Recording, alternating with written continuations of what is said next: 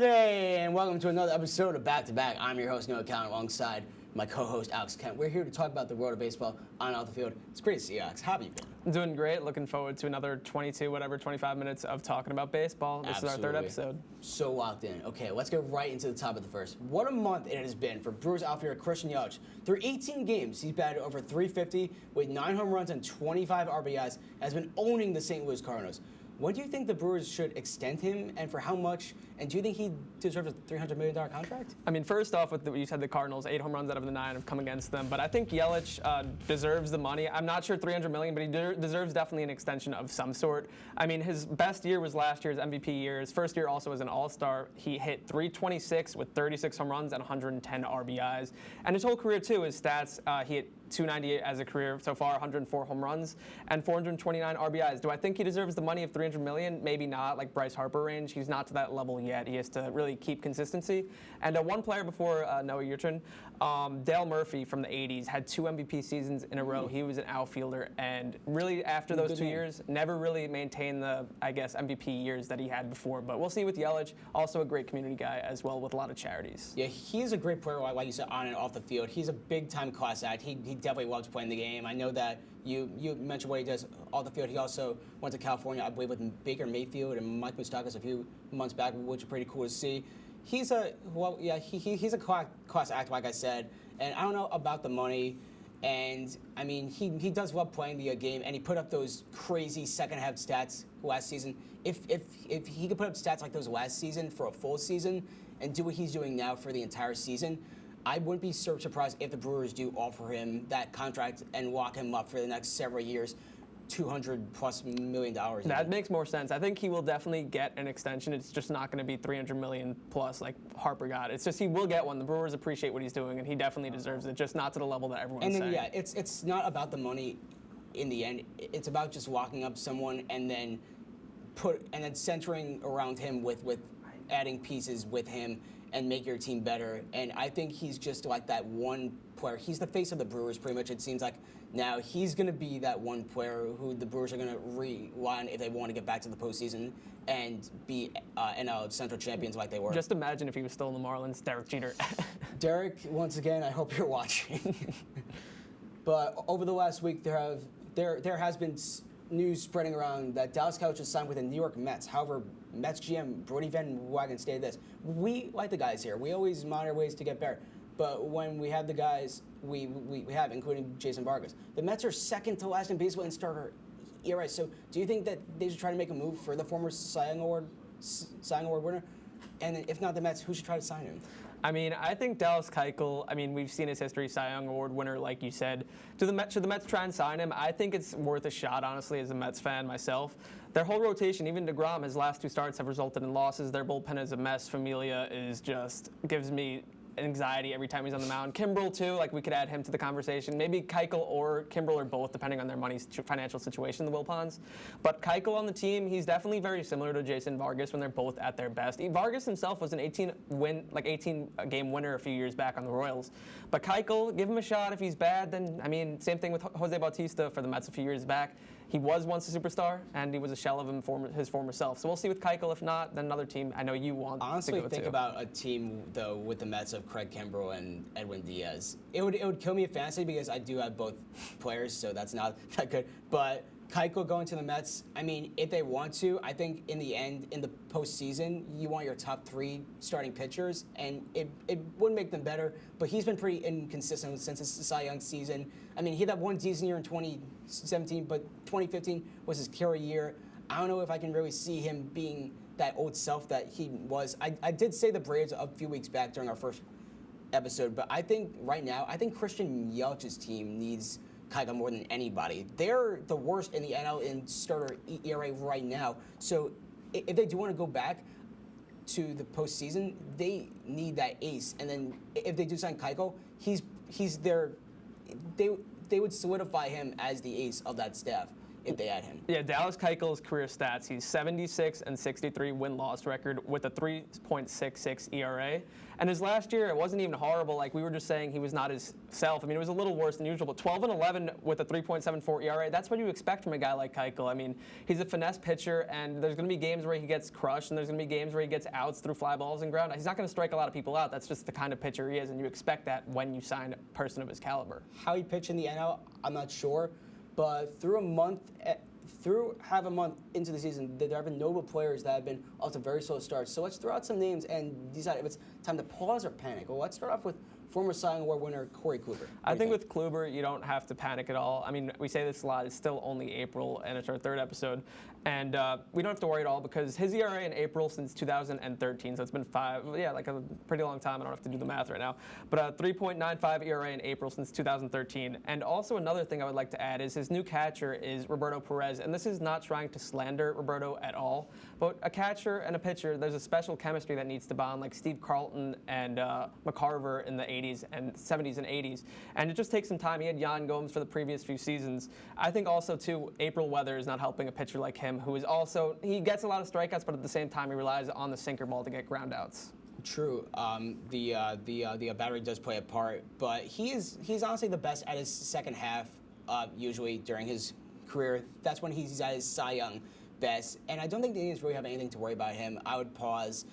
And then once they get back Lindor, they're going to have their offense back to back up Kluber and get him those wins that he deserves now in order for the Indians to,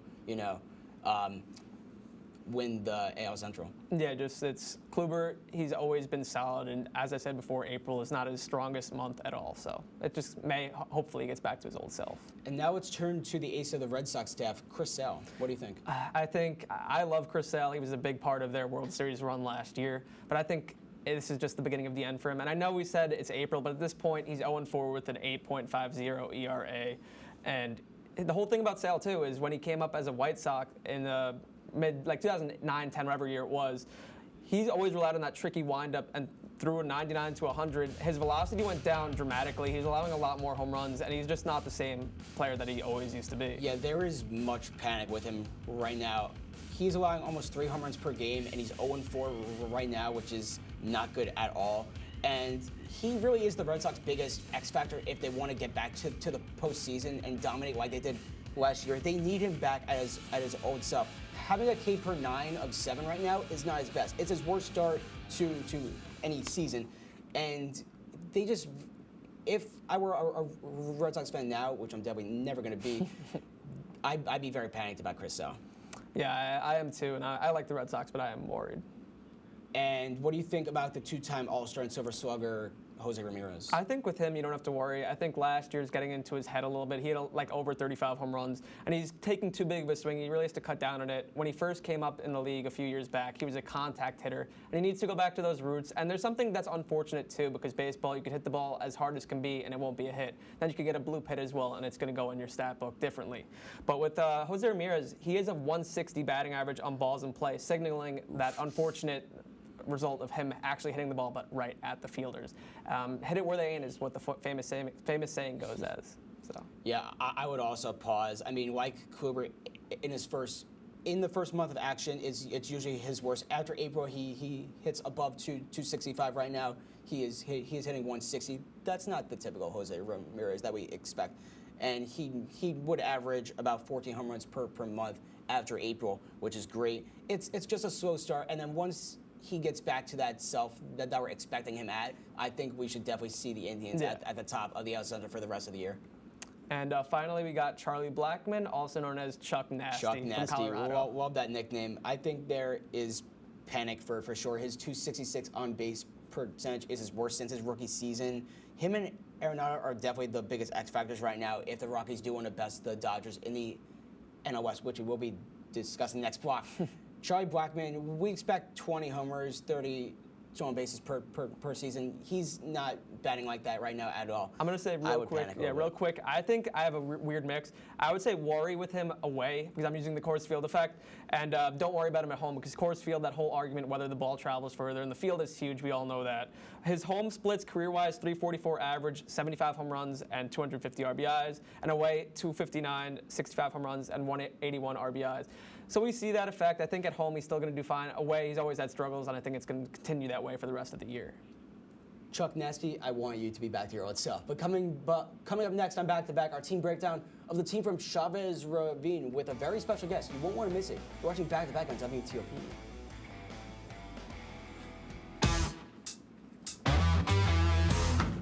Yeah.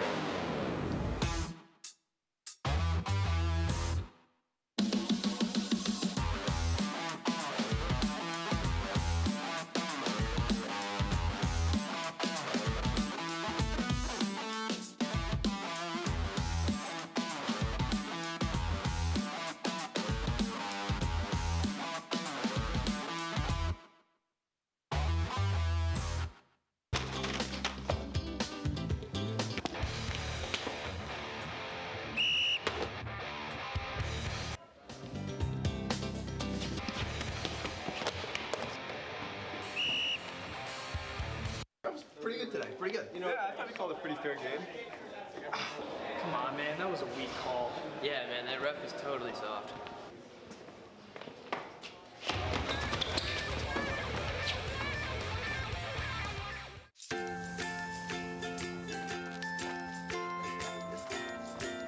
All right, crew, let's get started. Sure.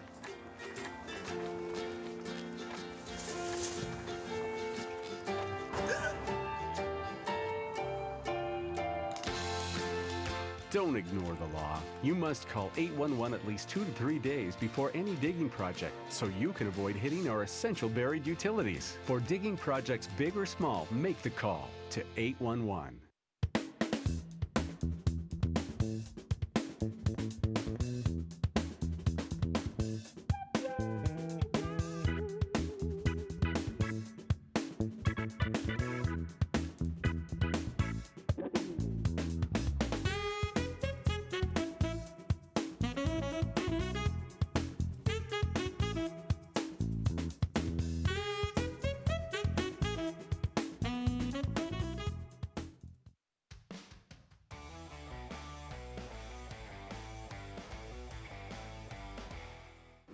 Welcome back to Back to Back. About a month into spring training, there have been teams that everyone will have to keep an eye on. We'll break down a team from the National League, and here to join us is Dodgers fan, close friend, softball teammate, Alex Ehrenberg. Alex, how you doing? I'm doing great. How are you doing? Pretty good, pretty good. Nice to see you. Clayton Kershaw returned to the mound on Monday and went off to have a stellar outing, striking out 6 over 7 frames, allowing 2 runs on 5 hits. Since his peak years from 2011 to 2015, his velocity has dipped drastically, and it's got baseball fans wondering, can Clayton Kershaw still be effective? What do you think? I think it is a question of whether or not he can just stay healthy. Right now he's down in Tulsa doing some work. Hopefully he'll be back at full strength. He pitched recently. He pitched, I think, 7 innings and allowed 2 runs, which is a good sign. So hopefully he'll be back to full strength soon, and we'll be able to see. Yeah, Alex, I want to add one thing to that. I know you're a Dodger fan yourself. I mean, Kershaw is one of the all-time greats, and I think he's a smart enough player to realize with the slowed down velocity, he's going to have to. He understands hitters' individual approaches. Like, he knows the scouting reports really well. I think he's really going to just fine, and we saw in his first outing back. It's going to be great. Yeah, I'm not too concerned, especially now that you mentioned that he knows who he's pitching to, and he knows where to put the ball. He's going to be fine, in my opinion. I even thought about it this way. He can become the lefty version of Greg Maddux in a way if his velocity goes down. Think about it that way. I mean, that's a good comparison. It's a great comparison, Yeah, I'd say. love to make that comparison. That would And if be he great. goes into his 40s like Maddux, Kershaw's stats are just going to inflate, and it's going to be if he is able to control the pitches to the same level of Maddux. But If he still does have that nasty curveball that we're expecting from him, and just like keep that, I think the Dodgers should be fine. But in order for this team to return to the Fall Classic for the 3rd year in a row, which player do you think will be the biggest X factor in order for them to achieve this feat? I think it's going to be Cody Bellinger. He has already hit 9 home runs in just a couple of in 19 games, I think. Has 30 hits, hitting above 400, slugging at 900. I think he's the big X factor for them. I think he's going to bring them back into the playoffs and hopefully even do another World Series appearance. I have actually Justin Turner, but Bellinger's a great pick because you see what happens to the whole Dodgers team when he's off. But Justin Turner's a great leader. I'm sure you're a huge fan of him. Yes, I'm so mad at the Mets. I mean, it was a whole hustle thing. But when the Mets got rid of him, nobody knew he was going to be what he became on the Dodgers. He's a huge X factor that is he could play anywhere too. Absolutely. And I think what Justin Turner really does is he provides a leader to the team. This team is very young, and Justin Turner is a bit in his 30s, I believe. The rest of the players are in their mid-20s to early 20s. So I think he provides that experienced leadership that the team would need in order to get back. I should mention that Cody Bellinger is an early MVP sweeper, but my pick is probably Walker Buehler and AJ Pollock. Pollock, it's hopefully a healthy refresh and a change of scenery in LA, and if we can get him back to his old self from 2015 when he broke out, I think the Dodgers should be fine. Walker Buehler had a great season last year. If he can repeat that, I think they should definitely be fine, and then hopefully they can lock him up for years to come. But former Dodger Yasiel Puig returned to Dodger Stadium on Monday, and the only way to make the homecoming fitting, taking your former teammate Clayton Kershaw deep. Do you think the Dodgers will be okay without his presence in the clubhouse, and how do you feel? How did you feel about the trade when it first broke out? When it first broke out, I hate to see him go. You hate to see it. He was a real energizer for the team. He really was. Matt Kemp too, especially to see Matt Kemp come back after leaving the team, was great. But you got to consider what was going on. Maybe there were specific things that Yasiel needed to go and experience other cities. I'm happy for him. And the whole thing with Puig, too, like, as a Mets fan, we've never had any... Well, Cespedes, what am I talking about? But he's a ball of energy. Like, when he's on your team, you love him, but when he's not on your team, you just despise everything about him. But he's a great talent on the Reds. I mean, he's only hitting 182 so far. It is early. We were just talking about that, Noah and myself, about early struggles, but it's April. I think the Reds are lucky to have a guy like him. And Joey Votto on the Reds is going to be mentoring him how to behave the correct way. But even the great thing about him, too, even though he does some immature things, and you saw it on the Dodgers a lot too. Some mental errors. Showing up to games late. Yeah. But the thing about him is he stands up for his teammates no matter what. No matter what happens, he's there for you, and that's great to see. When he's not on your team, he's a bit of a nuisance, whether it be hitting home runs 500 feet or just hassling them. But I know he has great memories there. That whole initial year, 2014, 2013, when he came up, that was incredible. Yeah. And I'm glad you mentioned that sticking up for your teammates thing. A couple weeks ago, we just saw it ourselves when he took on the entire Pittsburgh Pirates team. He got suspended for a couple games for it, but it just shows that drive that he has. So good for the Reds. They're definitely going to miss his clubhouse presence a bit and his electricity, but I don't think they're going to miss when he's in a big slump. But coming up next on Back to Back, we had some fantasy baseball talk with Will Twist. Stay tuned. You're watching Back to Back on WTP. Do not press that dial. Also, thanks, Alex, for joining us.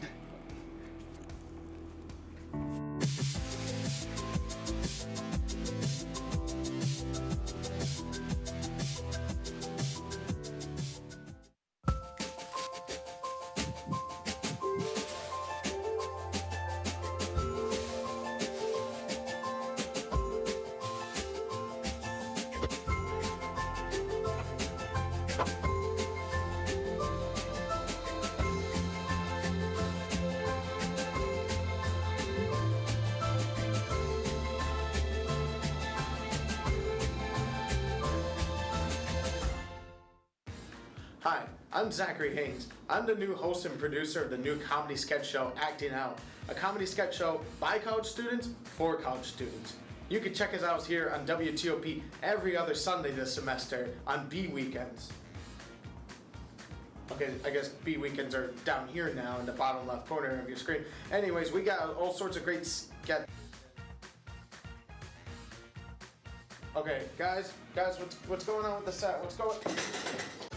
You made her college years possible, opening that education savings account when she was little, spearheading campus tours, and deciphering financial aid. If you can ace planning for college, you can do it for retirement. Get on track with tips at aceyourretirement.org.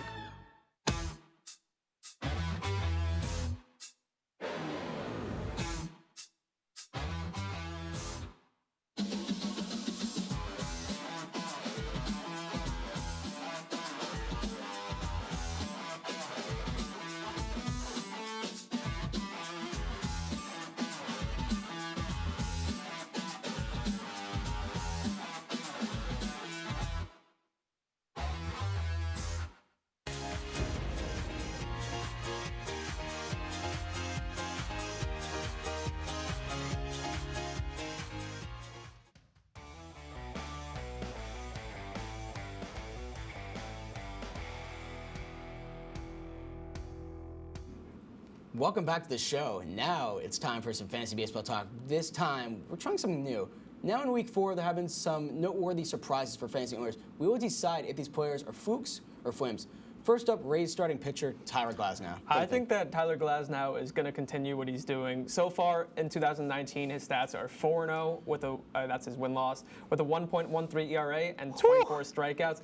And on the Pirates, he was pretty mediocre at best, I would say. But in his new environment, since being traded there in the middle of last season, he's just turned it up a notch, and it's really good. I remember in my MLB The Show, I play that game. I remember he was so unhittable even before he was this good in real life, and to see him now actually taking it to the next level, that I got to get him in that game. He's going to be flaming it. I'm so glad I drafted him in both of my leagues. He's a highly rated prospect. He was going to break out sooner than later. I think him and Meadows are big-time surprises for this Rays team. If he keeps this up, I think the Rays, right now they're in first place, 14-4. I think if he keeps pitching like this, the Rays are fine to win the division. The one negative thing, not even about the team itself, like the Rays, like the players on it, but the one negative thing is I would say the attendance at their games is just, it's really sad to see at times. Like they're 14-4, like you just said right now, and you look at how many people are there, and it's just, hopefully this brings fans to the stadium now that they're actually doing very well. Florida fans, please go to Rays games. But now, Cardinals second baseman Colton Wong. What do you think about him? Colton Wong, the interesting thing about him, I think he will continue what he's doing, but at the same time, I'm a little mixed about it because the most home runs he's ever hit in a season is 12. And right now, he has a third of that. He has 4 home runs right now. And he's been a good average hitter. He's like a 270, 280 career average hitter, somewhere around there. And he's hitting .316 to start with 12 RBIs, 4 home runs, like I just said. I know the one thing Cardinals fans are going to remember him for is getting picked off at first base in that crucial game a few years back in the World Series. But I think he's going to finally take it to the next level, like we just said about Glasnow. But sorry, fellow Cardinals fans out there. Sorry for opening that wound for a second. Yeah, I think it's going to be a fluke. I don't know if I can really see it with him. Cardinals run into the Mets, Reds, Brewers, and Nationals rotations for the next few weeks, and they're probably going to shut him down, to be honest. They have great pitching, and Colton Wong up against them. I don't know if I can see him really raking them for too long. But now let's shift over to the third baseman in D.C., Anthony Rendon. What are your thoughts on him? Well, the thing about Anthony Rendon, out of these 4 players, I would say he's the closest thing to a star out of all of these guys. I think he's going to continue. He's always been a solid hitter, great fielder at third base after. Ryan Zimmerman's still with the Nationals, but he had to be moved to first for health and defensive reasons. And Rendon's always been a solid fixture in that lineup for years with Harper there. And I think the fact that Harper's gone gives him more of a spotlight, and he's living up to that name so far. He's hitting .387 with 6 home runs and 18 RBIs, and every time he faces the Mets, I just brace myself for the worst. So I think he's going to continue as well. Like you said, DC needs someone when Bryce left. He's stepping in Harper's footsteps. He's truly a flame. And with Zimmerman, he's probably the face of the Nationals, I'd say. Right now, what he's doing, you said he had 6 home runs, 18 RBIs. Yeah. He's on pace for the best season of his career. I think he should be fine. But finally, Vanderbilt alum and Rangers starting pitcher Mike Minor. What do you think about him? I think Minor, out of those 4 guys, he's the only fluke I really have here. And the reason is he's in the middle of his 9th season right now, starting with 2019. And he's only had an ERA lower than 4 once in his career, and that was in 2013 when it was like 3.21 or something along those lines. And I think the thing is, baseball is a long season, 162 games, and if you have a good April, maybe he'll win Player of the Month at best, but I just think it's not going to last with somebody. And he's a lefty that doesn't throw hard either, so hitters are going to realize the adjustments they have to make on him. But yeah, we'll see. I can see him pulling a Sean Manaea from who I see. I don't know if anyone remembers what he did when he no-hit the Boston Red Sox. But I think he's just a fluke. His Mace stats, his average Mace stats have ERA over 4.5 represent his true stats.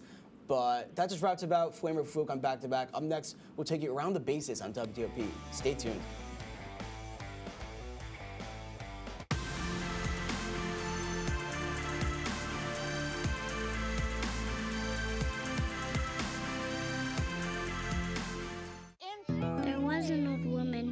In a shoe. She had so many children, she didn't know what to do.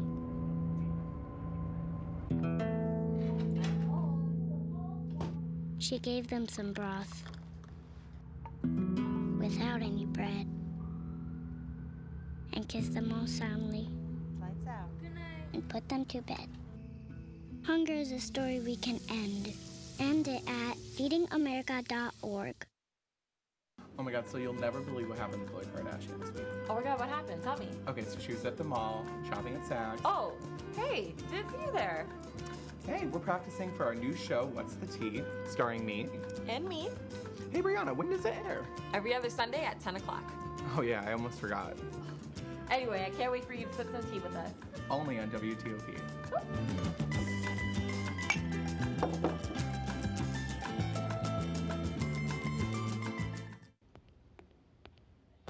Can I tell you a cat joke?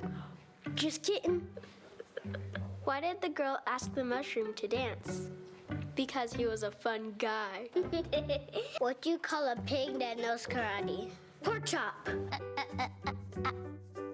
So how does a tissue dance? Put a little boogie on it.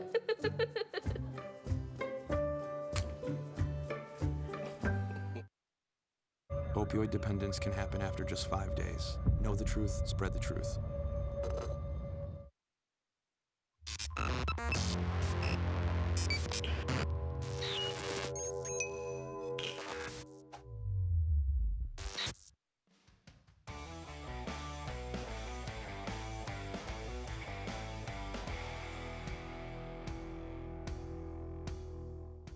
Hello, we're back on WTOP, back to back, and this is our Around the Bases segment, and it's rapid fire. So our question is, so recently announced that in 2026, the MLB All-Star Game will take place in Philadelphia in honor of the 250th anniversary of the Declaration of Independence.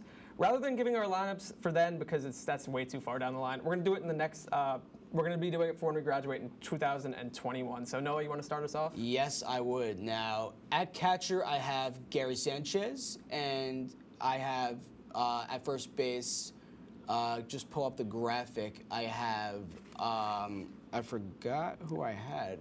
It was... if you want me to do mine, I can do mine real quick. Yes, so I have Jorge Alfaro of the Marlins. He's 32. Pete Alonso from the Mets. Oh, there it is. Ozzie Albies. That's Noah's right there. If you want to just, we can do it side Gary by side. Sanchez, Olsen, Merrifield's really good. Bregman's great. Lindor, Trout, face of baseball. Eloy, Jimenez, rookie of the year. Aaron Judge, face of the Yankees. Vlad Guerrero Jr., rookie of the year probably. And Garrett Cole. All right, mine is Jorge Alfaro of the Marlins, pretty young, doing well. Pete Alonso of the Mets, booming the ball. Ozzie Albies of the Braves. Nolan Arenado of the Rockies. Fernando Tatis, prospect. Bryce Harper, Christian Yelich, Ronald Acuna, and Aaron Nola will be starting. Very nice. And that just wraps up Around the Bases from all of us here back to back. This is Noah Cowan and Alex Kent. We'll be back on May 2nd for our season finale. Have a great night, everybody. See you. Have a great night, everyone.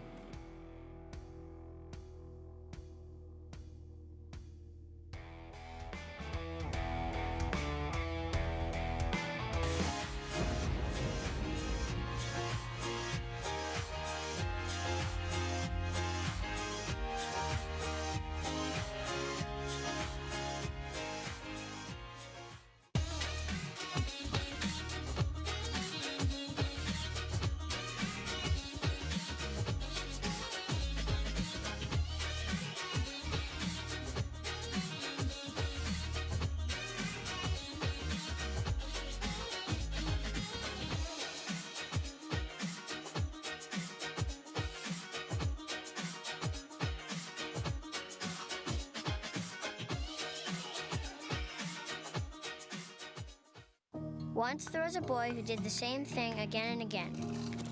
One day, he was told he had autism. He got help and slowly learned how to live with it better. Early intervention can make a lifetime of difference. Learn the signs at autismspeaks.org.